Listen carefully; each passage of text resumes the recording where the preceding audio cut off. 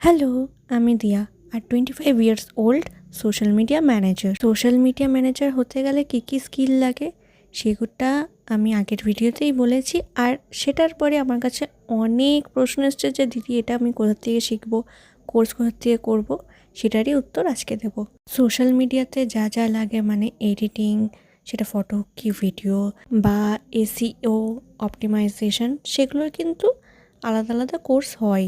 But তুমি যদি কোর্সে ভর্তি হতে নাই চাও, সেটার জন্য কিন্তু ইউটিউবে ফ্রি অফ কস্টের ভিডিওস আছে, সেগুলো দেখেও তোমরা শিখতে পারো। এডিটিং বলো, এসইও বলো, এসএমও বলো, সমস্ত কিছু, বা কী কী ট্রেন্ডস চলছে।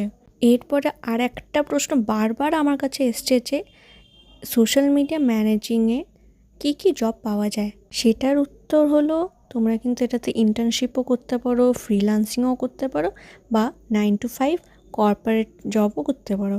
যেমন আমি 9 to 5 জবও করি প্লাস ফ্রিল্যান্সিংও করি। তবে তোমরা যারা একেবারে বিগিনার তারা কিন্তু ইন্টার্নশিপ বা ফ্রিল্যান্সিং দিয়ে শুরু করতেই পারো।